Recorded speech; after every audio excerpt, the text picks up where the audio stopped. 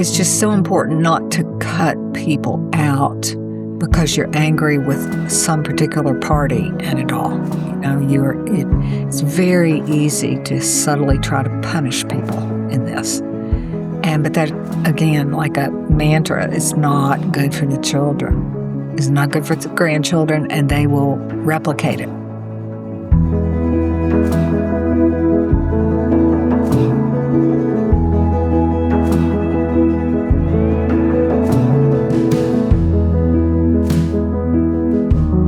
Welcome to Desperate for Hope, Conversations on Divorce. I'm Vaneetha Risner, and today's guest is Paula Rinehart. Paula is a longtime friend. She's a speaker, author of multiple books, and my copies of her books are so well underlined, you probably can't even read them. So Paula has been a counselor for decades. She brings so much wisdom. She was invaluable in helping me through my own divorce. So I am so excited for this conversation because when Paula talks, I listen. Well, today's episode is a little different than the others because it's not geared necessarily directly to the person going through divorce, but to their parents. Because being a parent in this situation brings unique challenges that most parents don't know how to navigate. So we're just going to dive into that today. So welcome to the show, Paula. Oh, I'm glad to be here. This is a great topic. Well, before we begin, could you tell our listeners where you live and what your day-to-day life looks like? Well, we live in Raleigh, North Carolina, where we have been for about 30 years. And we have 7 grandchildren. Some are in town and some are in Atlanta. So I'm in that phase of life where I'm not counseling professionally. I am trying to discover really what God has for me in this season of life because it's just very different, but also very sweet. Great. Well, Paula, I'd love to begin by just naming the common struggles that people go through. So as a counselor, how would you describe what it's like for parents to watch their child's marriage unravel? Well, it occurred to me that divorces come in as great a variety as marriages do. So there's no one motif. You might be the parent of a child that you feel is deeply betrayed. You might be the parent of a child that you feel like is making the biggest mistake thus far. You might be a parent where the marriage of your child has been so troubled for so long, you are secretly relieved, maybe not so secretly. So the emotions that are most common to it all are, I think, the hardest to combine. And that's a version of mad and sad. It's hard to combine those two. It's like bouncing between walls. And then what you add on top of it, which I think, honestly, the parents of all adult children contend with, you add a sense of powerlessness. Like, okay, I couldn't prevent this. I can't remedy it. I don't know what to do. I feel like I'm riding the rapids, in Colorado. And it's very hard, I think, to watch a child in pain of any sort. If you think about it, from the get-go, you fed the child, they were in pain, and they aren't hungry anymore. It's just hard to watch pain you can't remedy. And that is, those are the parts that are common to everybody, but every divorce is different. That makes sense. Well, a lot of parents, Paula, are really ashamed because their child's marriage has ended for whatever reason often. So what do you say to parents who feel that way?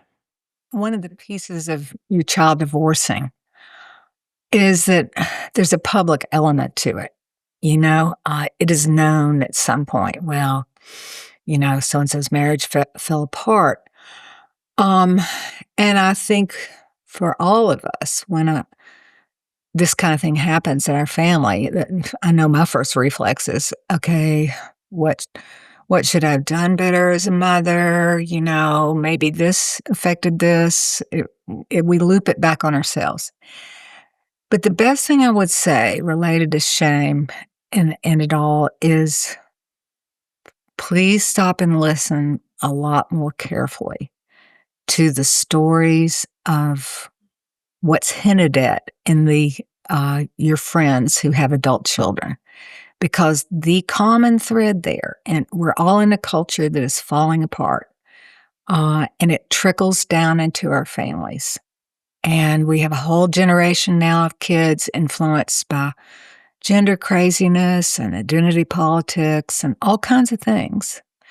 But the common thread among parents of adult children is that at least one child has made some really poor choices that they are embarrassed about. Every parent, I kid you not, if you just go out to lunch and listen to stories, it won't come through blatantly, but it will be there in the undercurrent. It's just that when your child divorces, it's just more front and center. But everybody is contending with adult children who do things that we wish they had done differently, really. That's so wise, Paula, because I think we all just feel like we're the only ones, just for whatever we're going through, and recognizing heartache about your kids is pretty universal. So it really is. And you know that one of the interesting things about shame is, and you see this in 1 Peter, clothe yourself with humility. What flies under the radar of shame is humility. So when someone says to me, for instance, I mean, my children haven't divorced, but if someone said, oh gosh, I heard, they're getting a divorce. The humility is, yes, it's a hard time. It's a hard experience in our family. And I'm trusting that God will lead us through it. There's the utter simple reality of it, not varnished, not polished up. This is just what's happening. And you don't have to go any further. Yeah. That's such wisdom, Paula. Just because people are going to get questions, and just having a very short, simple response. And what do they do if people want to say what happened? Like, what should they say, or should they? Well, I think that one is pretty easy. They can say, well, it's kind of complicated, and I realize I'm just not at liberty to tell the story, and then honestly, you switch the subject because in all the things that you are going through, you don't have to go through that. You don't have to go through that. This in your family. Yes. I feel like people are going to hang on to that, because that's a big question when they go into social gatherings and everybody's talking about their kids, to really just be humble and be brief. They don't need to know anymore. And when they're going through that, why do you think it's important for parents to stay connected to community? And I ask that because I'm guessing people want to pull away. Like, I don't want questions. I don't want to deal with this. So why is it important to stay in community? Sometimes when I show up in a church service where I'm kind of low that day, for whatever reason, I am always amazed at the way the physical body of Christ coming together kind of takes me to a different place. So you just don't pull away from that, because that's a means of grace that God has given you. If I could wish anything for the people listening to this, it would be that they just had one or two friends that they could say, I don't know what to do with this. This is the craziest thing that I ever saw in my life. And they know it won't go any further, and they get it outside themselves. And I have it at particularly stressful points in our family, because there's big stories of infertility and stuff there. I have and it's been so amazingly helpful. I have had a friend that we like on Tuesdays for a while, we will fast through lunch and just pray for half an hour on the phone. It sounds it is so profoundly simple, but it never ceases to amaze me the way I am not carrying it in the same way. It's like, okay, all right, God, you just have to handle this. This is too much for me. And so that to me is the way God gives to us through other people. So that urge to want to just crawl in your walk-in closet and sit in the corner, you might want to resist after the first day. Oh, I love that. What a great word. 1 or 2 friends. We don't need a lot. Just 1 or 2 friends. So just kind of staying one more time about the point of how parents are feeling. What biblical truths do you point them to when somebody maybe shows up in your office and they feel guilty or afraid or helpless or all of those? What do you point them back to? Well, are we talking about when people are feeling heavy things like fear and guilt and shame? Where would they go in Scripture? Is that what we're talking about? No. Yeah. Well, the good part of that is no matter what it is that is unraveling or is really difficult, um, it's a very similar prescription through the ages. This is not anything our generation came up with.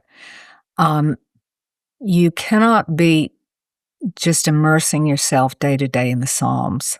And sometimes if it's a really stressful period, I will encourage a person to take 3 Psalms they like, pray through one at breakfast, one at lunch, and one at before they go to bed, and do the same thing for until they've kind of worn out those Psalms, and then pick another 3. Personally, there's a part of my Bible that I've had to tape back in and because the pages are falling out. And that is starting at Isaiah 40 and going to the end. Just a few paragraphs a day, really. It takes about a month. And that is the portion of Scripture, not only that is so exquisitely beautiful word-wise, but it is the greatness of God combined with His personal care for you. It's just, it always helps. So those are the tried and true places to go. If you're really out of sorts, you can pick up Lamentations 3, where Jeremiah is really having this big conversation with God. You've used me for target practice. And then he kind of gets it out of his system, and he says the very famous verse, I recall to my mind, and I have hope that the steadfast love of the Lord never ceases and His mercies never come to an end.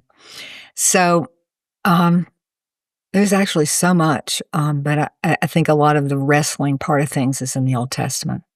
Oh, I love that, because Isaiah 40 through the end, 66, has it been really? my go-to passage. And like those verses, like I have them taped up. I mean, my section is so very, very written in. So it's kind of interesting. So for anyone listening, that is where I went. How did you discover those passages? Just reading through Scripture and just being so arrested by, just the tenderness of God in the midst of something horrifying that God could have stopped it. And God basically is saying in those passages, like, I'm sovereign. So you're like, okay, He could have stopped it, but look at His tenderness in the midst of this pain, which I found so profoundly hopeful, versus the people who say, well, God had nothing to do with this. God would have stopped it if He could. It's like, well, what kind of a God is not that powerful? But yet the tenderness of understanding and saying, okay, I'm doing something, but right now I am meeting you, and you will walk through the fire and you will not be burned. And for parents going through this, they are. They are walking through the fire, and God is saying, you're not going to be burned even in this fire. Yeah. It's always strangely ministered to me that, at least in church history, it's pretty accepted that Isaiah was sawed in two. That was how he died. He was a prophet.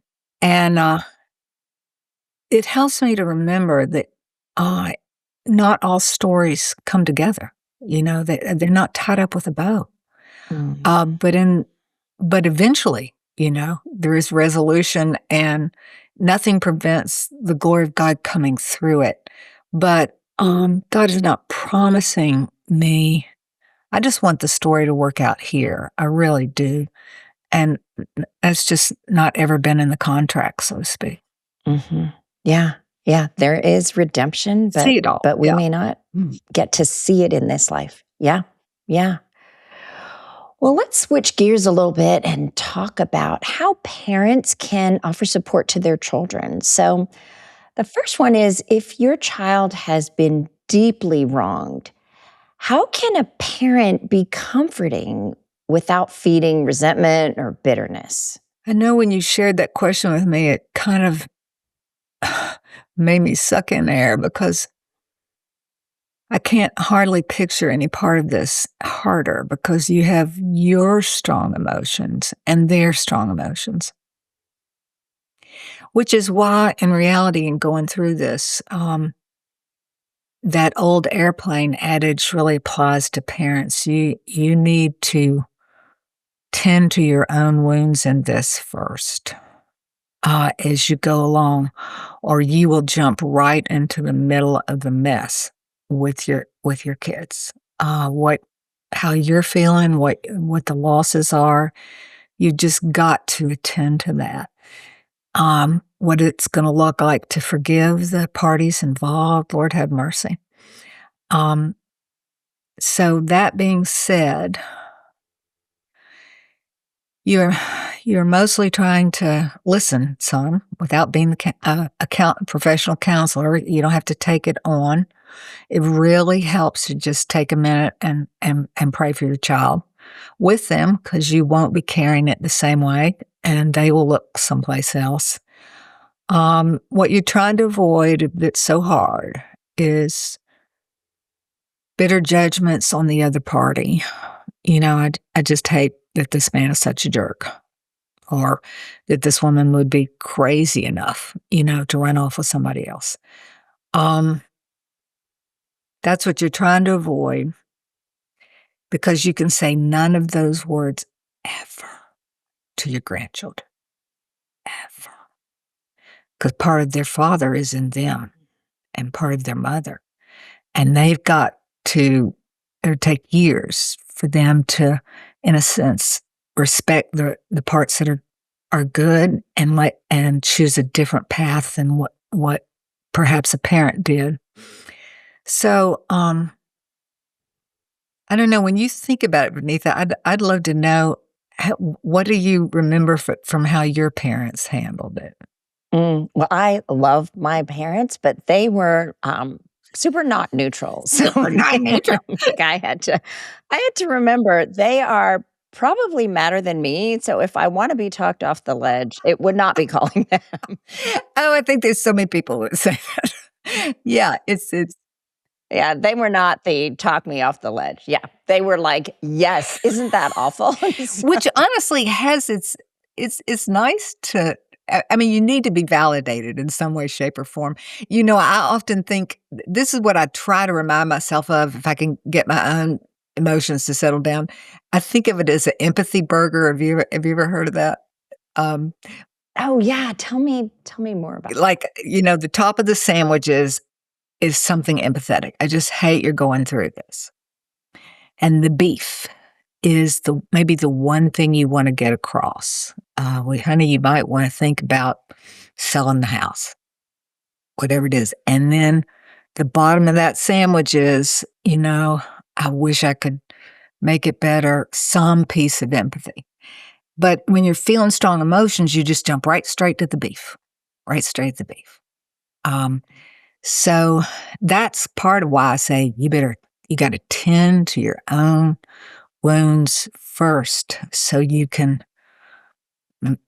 sandwich it out a little better. Parents, Paula, want to know what to say and not to say. And this is sort of related to the last question, but just in general, speaking to what can they say if their child is angry or just kind of going wild and they're the ones who left, or you disagree with their choices. What can you say and how can you say it?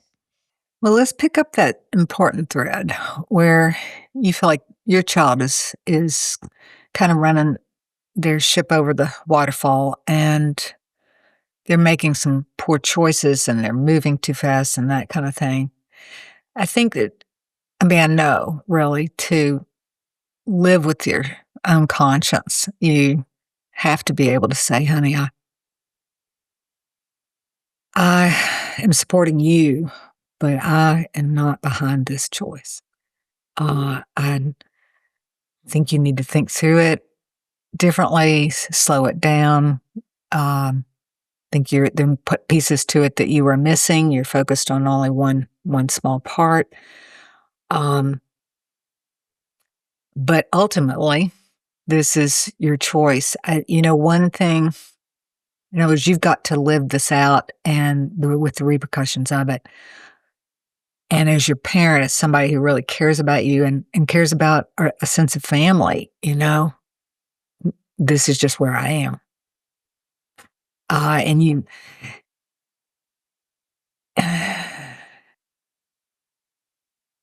those are just really words of honesty as opposed to judgment, if that makes sense. So do you even have a place for parents who want to say, hey, this is why I disagree with it? Or do you think this is, just don't say anything? No, I think if it's the decisions here have so many ramifications that if you actually disagree with it, you need 3 or 4 sentences about why. What you don't need is 3 or 4 pages. And so I can tell you what I would have to do. I'd have to journal myself silly to get it down to 3 or 4 sentences about what my reservations really were or what I thought the repercussions would be. I think that part of what's hard in difficult marriages and people divorcing and maybe they're really hurt is it's such a swirl of emotion that they actually are so flooded they can't think straight. They can't see where this will lead and what will happen. Mm-hmm. And unfortunately, sometimes as someone who's lived longer, you kind of know where this will lead. Okay, well, that's great advice. Like, write pages, but speak sentences. So. Yes, it takes pages to get it down to the sentences. And you don't want to be processing it out loud with the child as you try to get it down to 3 or 4 sentences. You better talk it out with somebody or write it out until you go, okay, that's my real reservations. 3 or 4 sentences. Yeah. Perfect.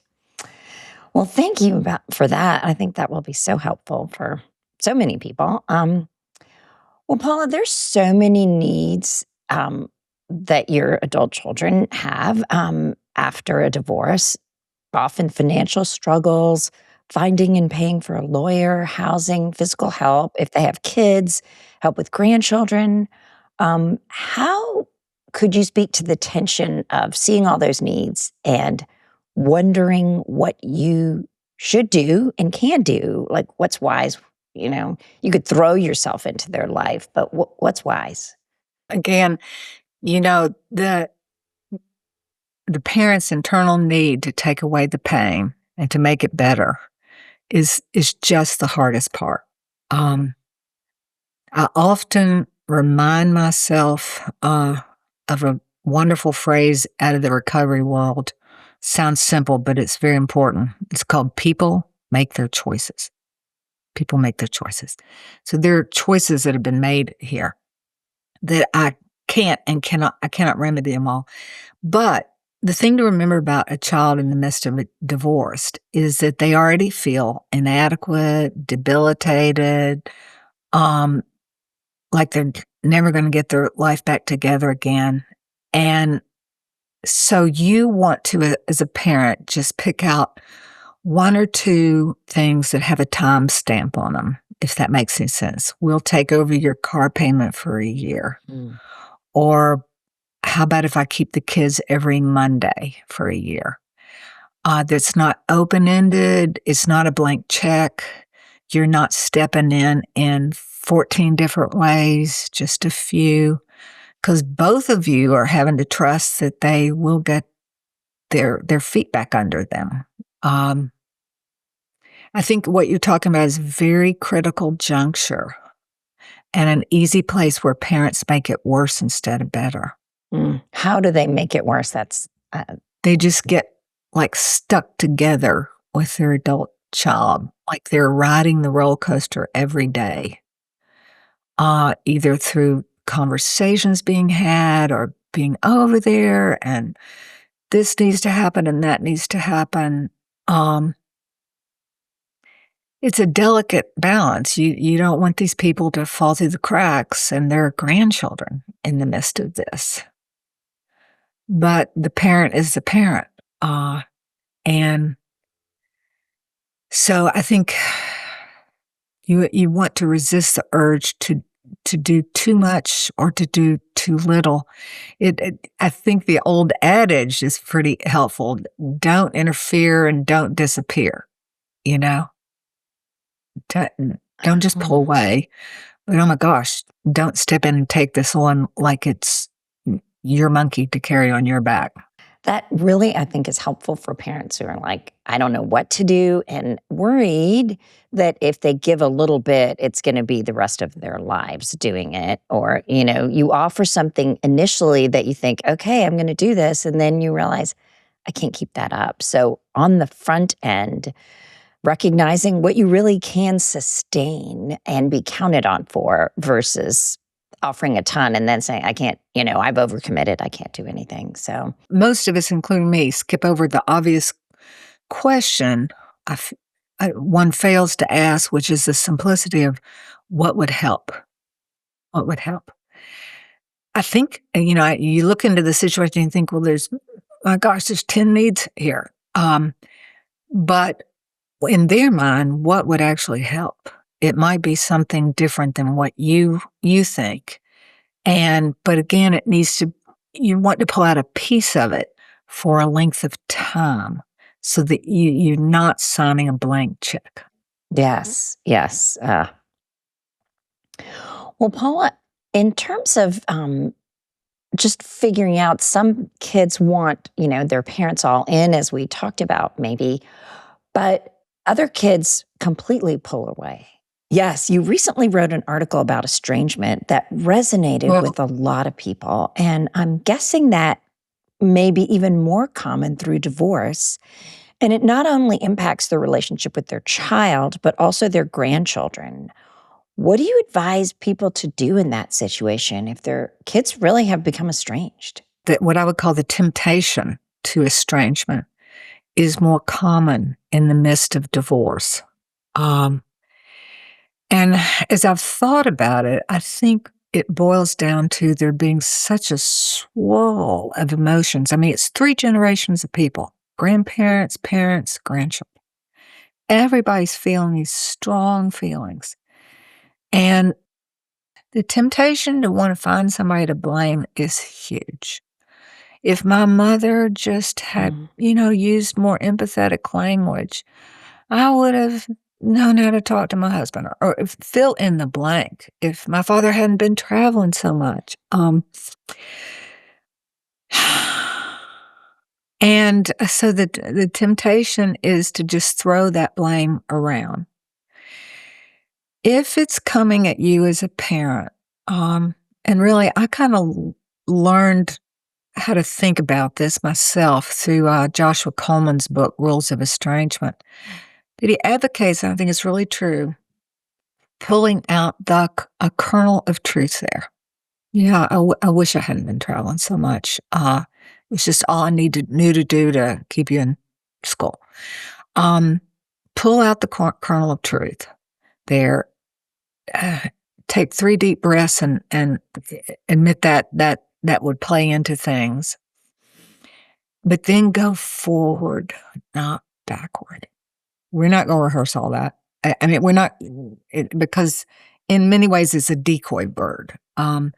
So what would how do we do it a little different going forward? And the most important part, I think, for grandparents in the midst of all of this is you're playing the long game. And what matters here is what's best for the grandchildren. I mean, like, write it in lipstick on the mirror in your bathroom. What is best for the grandchildren? And what's best for the grandchildren, for anybody who thinks and knows, is that they salvage as many relationships as possible, that what can be salvaged there. You know, they say that every person is like it's like you're jumping on a trampoline all your life.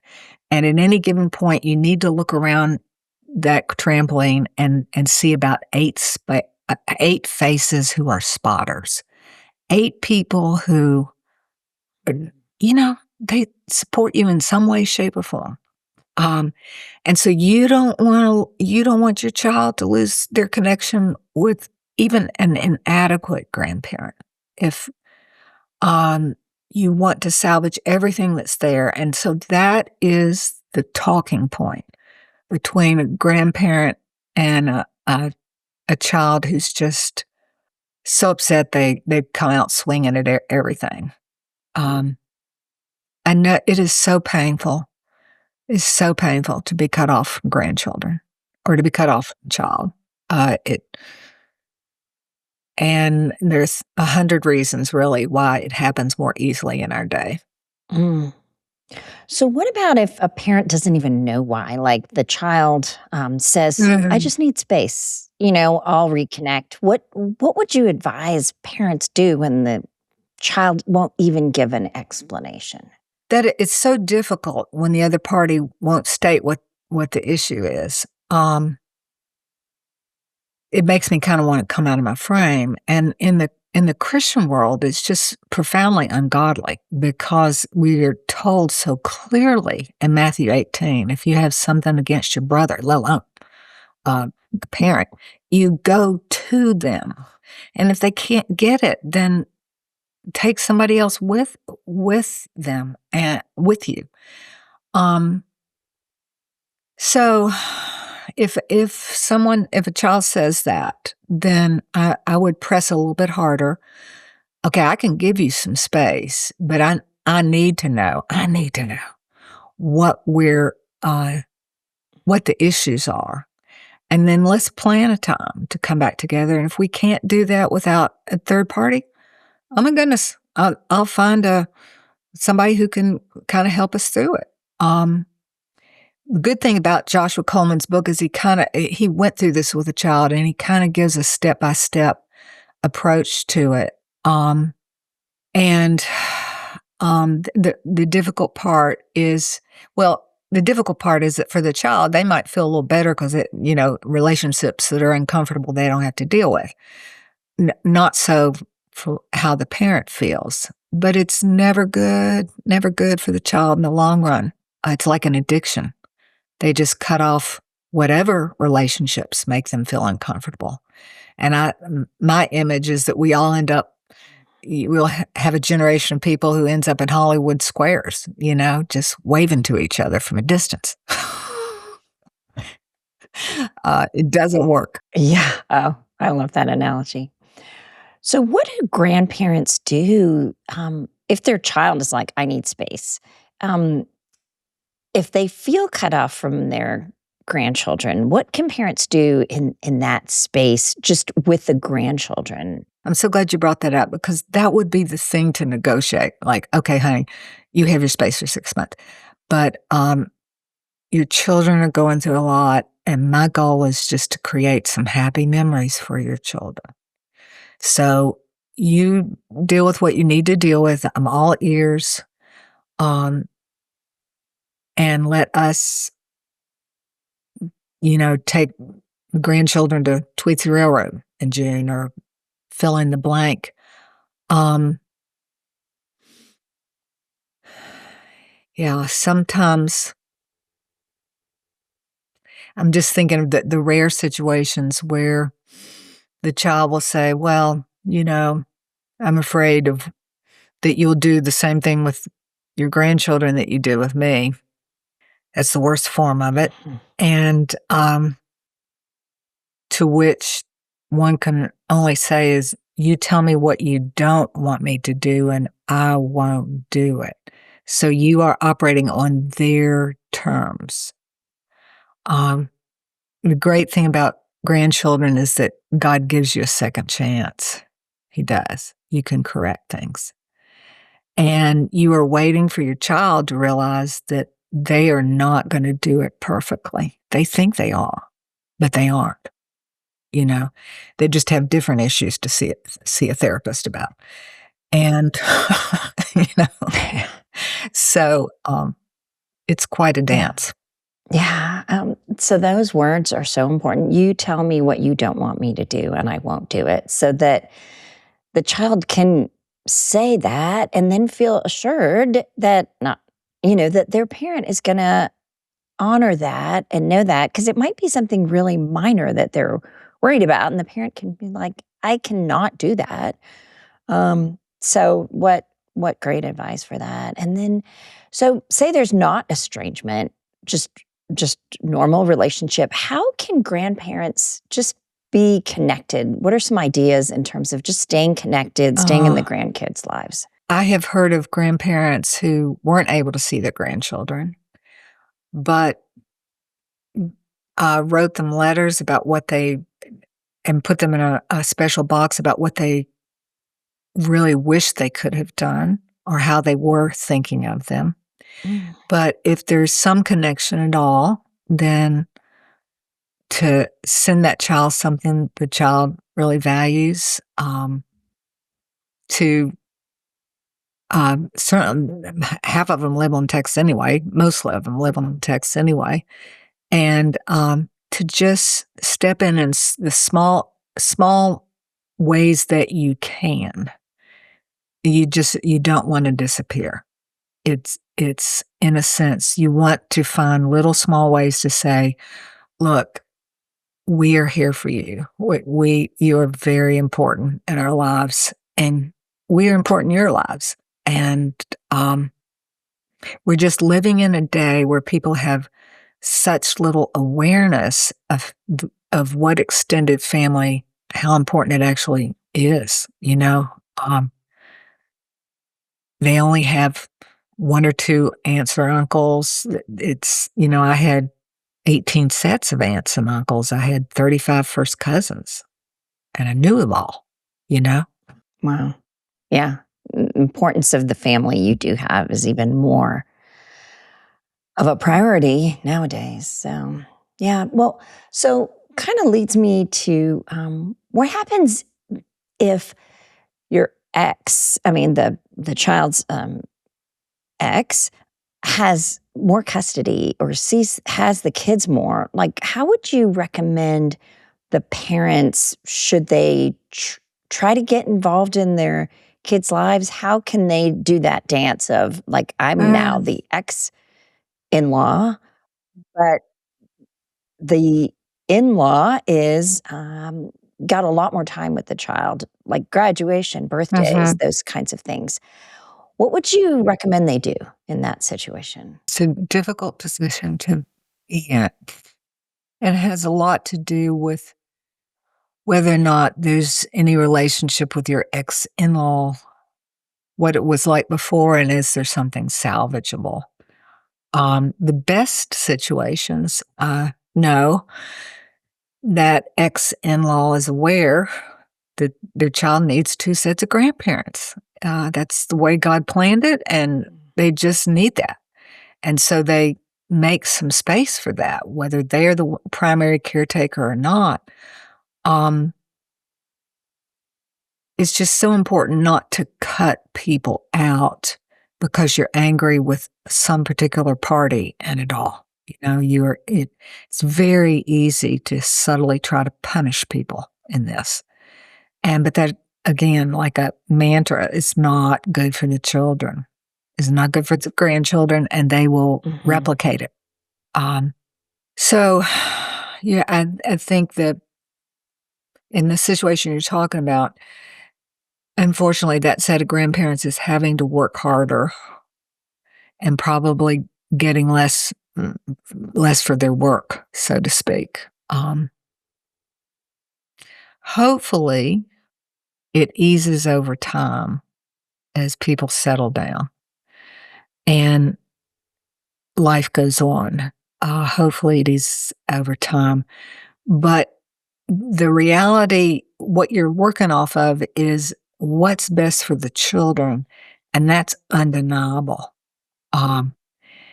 It is the ace card in a sense. What's best for these children, and they need two sets of grandparents. Yeah, that was part of my story. Was I had primary custody, and that was something I spent a lot of time praying about. And I think I was in your office talking about that a lot. My ex-husband was an only child, and his parents adored my daughters, and I really wanted to have them in our lives, no matter what happened in my own marriage. And at times that was challenging, but it was so good. I mean, my kids are really close to my ex's parents, and they didn't do anything in this situation, So for me, they spent Christmases with me without my ex. And it ended up being such a beautiful thing, Paula, even though at first I was like, this is going to be awkward with my parents and his parents because there's an elephant in the room. But I think my parents were gracious and ended up, leaning towards his parents, thinking they haven't done anything. We both love our grandkids. And I am so thankful we were able to do that. So I would encourage people who are not, and it was a little rough at first. So I don't want to make it seem like it was the seamless, great situation, because there were times when my ex's parents, they were critical, but then there was a restoration and apologies, and it made our relationship even better. Like when we were able to talk through how we were feeling, how we were hurt. Our relationship is amazing right now. And I think it was through that time, it's something that I treasure. So if people listening are thinking, well, I can't have a relationship with my ex-in-laws. I mean, they're not my in-laws anymore. I would say, think about that again, because I've remarried and my husband is very close to my ex-in-laws. So it can happen, which is crazy, but yeah. There is a social awkwardness to it, that's inescapable, at least at first. And everybody in the group is in the back of their heads going, okay, now who's at fault here? Who's at fault here? This has been so painful. Who is at fault here?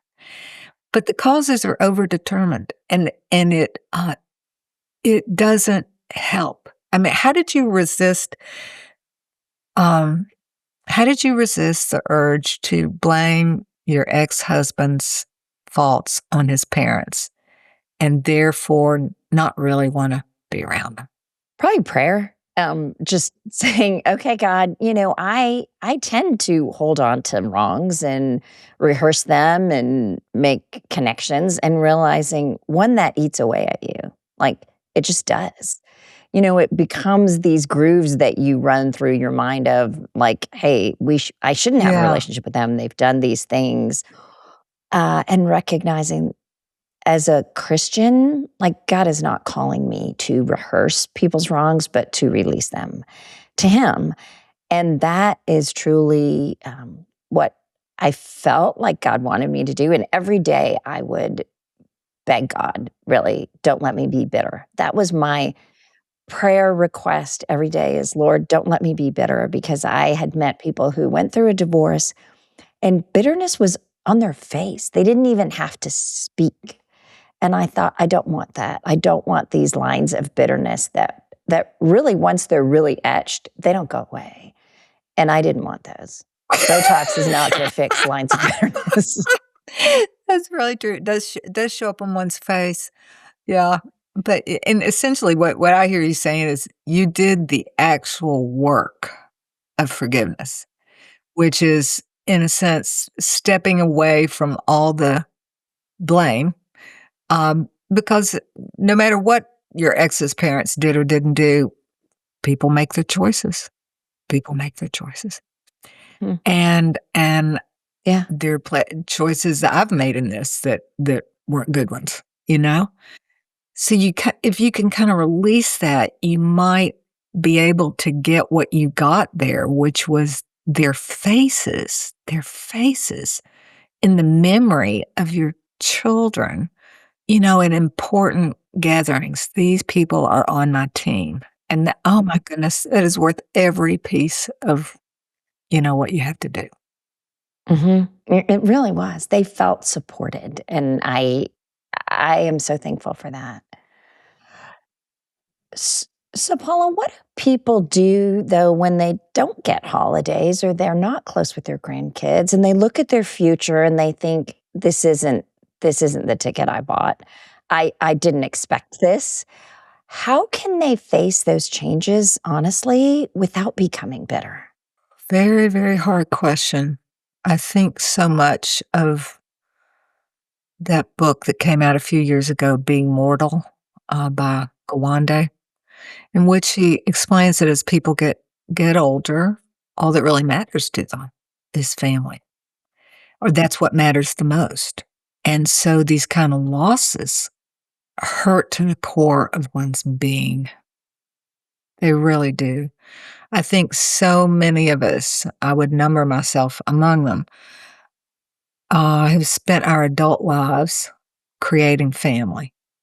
Um, and when things fall apart in some way, shape, or form, we really, really feel it.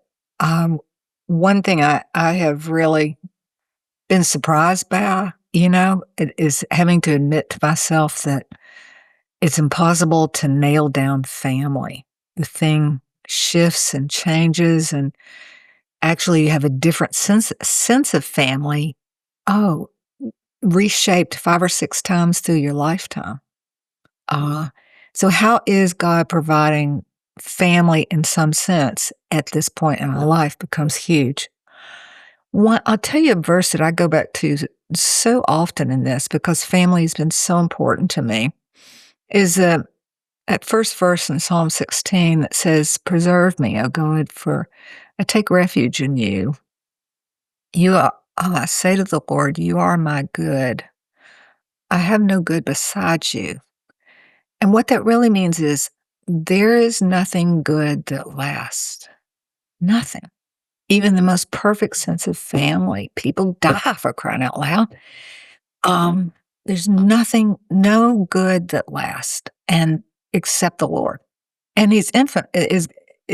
In His presence, there is fullness of joy. Or at His right hand, there are pleasures forevermore. And He will make known to me a path of life. So, it's very much what Isaiah says over and over. There is no other God. There is no other rock. You think you can make a rock out of family? Honey, not really, just for a little while. And so I come back to that a little more every year I live, really. In the best of families, you fade into the background. You used to be the main dish. Well, honey, you are the salt and pepper on the table, and you contend with that. So I just think what you're talking about is the most poignant, gut-wrenching form of it. And I think when God says He hates divorce, He just hates He also hates what rolls out from that. It's not supposed to be like that. It's not what God intended. And so where is God in it with me? It's not what He intended. Wow. So helpful, Paula.